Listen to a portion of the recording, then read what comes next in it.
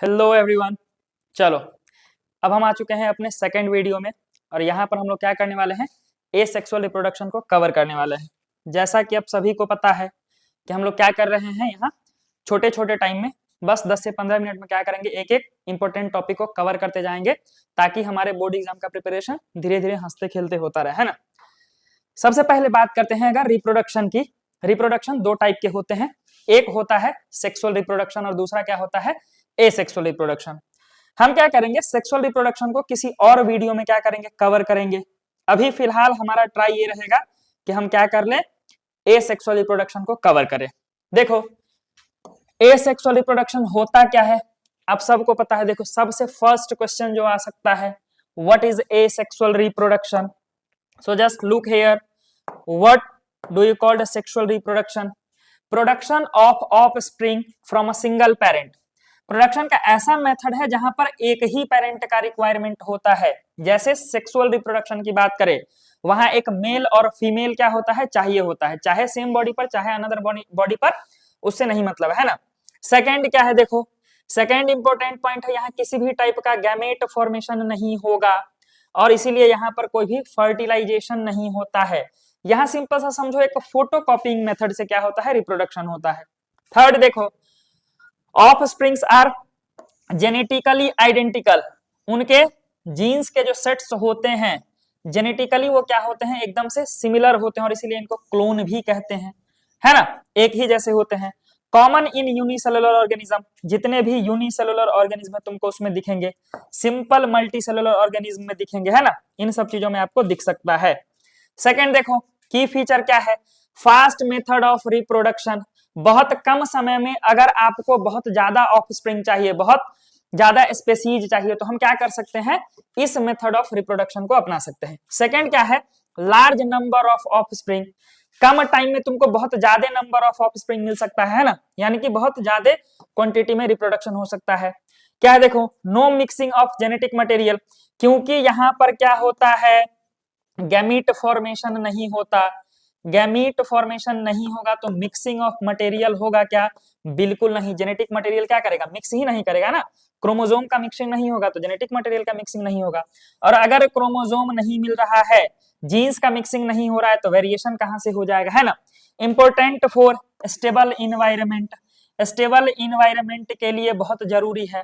लेकिन एक चीज याद रखना है, अगर इस दुनिया में सभी चीज को इसी तरीके से चलते रहना है तो इवोल्यूशन का होना बहुत ज्यादा जरूरी है। कारण क्या है कि हमारे इन्वायरमेंट में समय समय पर बहुत सारा चेंज आ रहा है, तो इस चेंज को कैटर करने के लिए किसी भी ऑर्गेनिज्म में वेरिएशन का होना जरूरी है।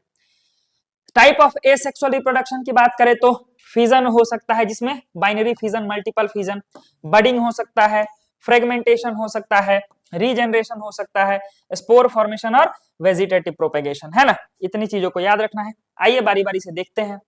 सबसे पहला बाइनरी फिजन की अगर तुम बात करो, देखो parent split into two equal half. मान के चलते हैं यह एक यूनिसेलुलर ऑर्गेनिज्म है, सीधा सा टू इक्वल हाफ में क्या हो जाएगा, डिवाइड कर जाएगा। अकर्स इन अमीबा में होता है, पैरामेशियम में होता है, लेशमेनिया में होता है। Each daughter cell get nucleus and cytoplasm. देखो साइटोप्लाज्म का डिवीजन हुआ है, एक एक न्यूक्लियस गया है। डायग्राम हिंट की बात करें, देखो एमीबा को हम दो डॉटर सेल में डिवाइड करते हैं, एनसीईआरटी में दिया गया है, वहां से देख सकते हैं। बात करते हैं मल्टीपल फिजन की। पेरेंट में फॉर्म मैनी डॉटर सेल। एक ऐसा पेरेंट है, इसके अंदर क्या कर सकते हैं, हम बहुत सारे डॉटर सेल को जन्म दे सकते हैं, ऐसा इस तरीके से, है ना। और जब यह सब क्या होंगे, अलग होंगे, तो अलग अलग ऑर्गेनिज्म में से क्या कर सकते हैं, डिवाइड कर सकते हैं। जैसे कि कहां पर होता है, यह चीज ध्यान दो, कहां पर होता है, तो अकर इन प्लाज्मोडियम, मलेरियल पैरासाइट जो है, जो मलेरिया को कॉज करता है। अनफेवरेबल कंडीशन फॉर्म सिस्ट, इसी को क्या कहते हैं भाई, सिस्ट कहते हैं। यह जब डिवाइड होता है, बर्स्ट होता है, तो वहां से इंडिविजुअल ऑर्गेनिज्म बाहर निकलता है। यहां तक देख लो। अब आते हैं फ्रेगमेंटेशन के बारे में। देखो body breaks into fragment.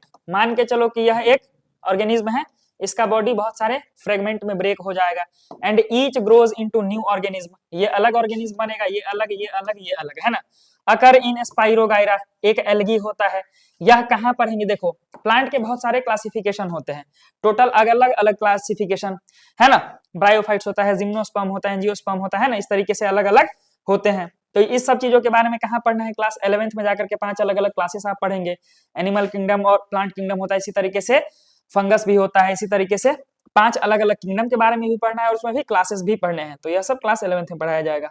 Required simple body organisation, ध्यान यह रखना है अगर फ्रेगमेंटेशन हो रहा है तो बॉडी का ऑर्गेनाइजेशन बनावट बहुत सिंपल होना चाहिए। अब बात करते हैं रीजेनरेशन के बारे में। क्या होगा? देखो ability to regrow lost body part. मान के चलो कि यह एक ऑर्गेनिज्म है, यहां से इसका बॉडी पार्ट क्या हो गया है? लॉस्ट हो गया है। तो यह क्या करेगा? यह ऑर्गेनिज्म फिर से अपने बॉडी पार्ट को जो यहां से कटा हुआ था इसको रीजनरेट करके एक फुल ऑर्गेनिज्म यानी एक हेल्दी ऑर्गेनिज्म में क्या हो जाएगा? अपने आप को डेवलप करवा लेगा। सीन इन प्लेनेरिया, प्लेनेरिया में स्टारफिश में इस समय यह देखा जाता है।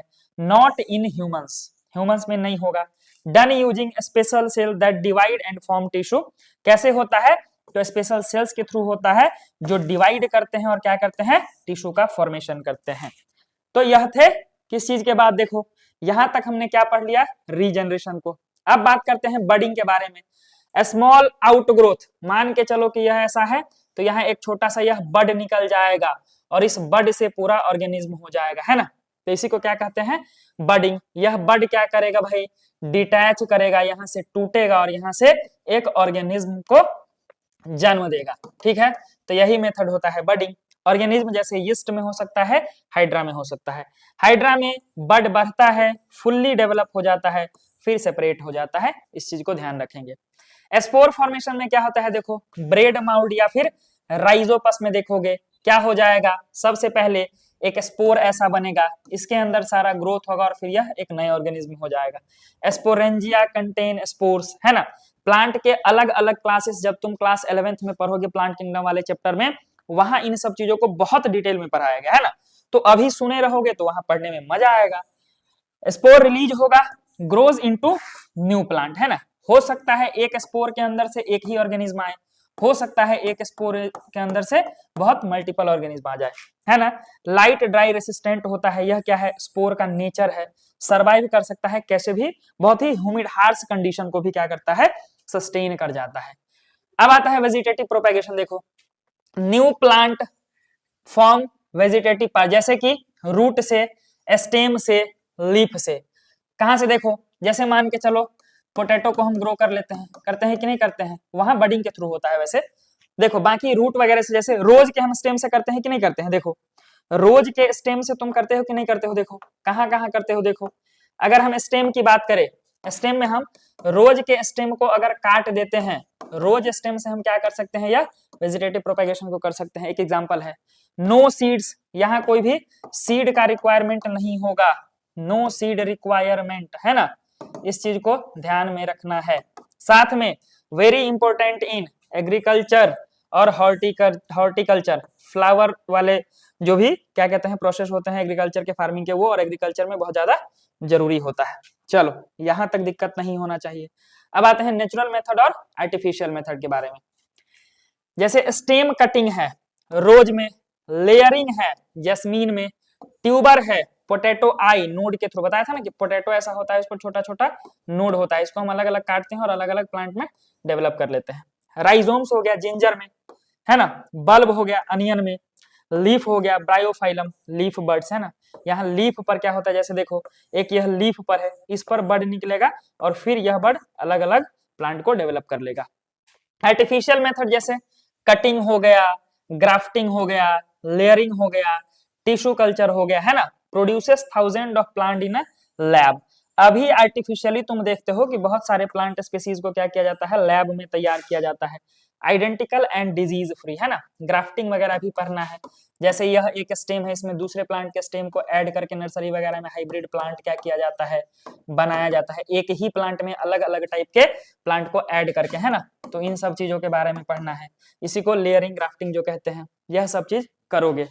साथ में और क्या कर सकते हैं? देखो इधर ध्यान से देखो, कर रहा है कि एडवांटेजेस क्या हो सकता है? क्विक मेथड है, आइडेंटिकल कॉपीज बनेगा, only parent required, good for mass production, no variation, no evolution, disease can spread, not able to change environment, है ना। साथ में इधर देखो एग्जाम्पल, एमीबा का binary fission, plasmodium multiple fission, yeast, budding, spore formation, यहाँ देखो leaf border, potato tuber. Examples बहुत जरूरी है तो याद कर लेना। हाइड्रा देखो इधर, ये हो जाएगा और ये हो जाएगा, ठीक है। यहाँ से इस चीज को ध्यान में रखना है। हाई यील्ड क्वेश्चन की बात करेंगे तो एसेक्सुअल रिप्रोडक्शन क्या है, 2 एग्जाम्पल दीजिए। वेजिटेटिव प्रोपेगेशन क्या है, explain with 2 example. Difference between regeneration fragmentation, how do yeast reproduce, explain. यह सब टाइप के है ना। तो इन सब चीजों को क्या करना है, आपको पढ़ लेना है। यह जो भी नोट्स हैं वह आपको इस टेलीग्राम पर और इंस्टाग्राम के थ्रू मिल जाएगा। बाकी क्लास को ज्वाइन करने के लिए बहुत बहुत धन्यवाद। वीडियो को पूरा देखिए और धीरे धीरे इसको रिवाइज करते रहिए। चलिए आज का क्लास यहीं खत्म करते हैं। Thank you.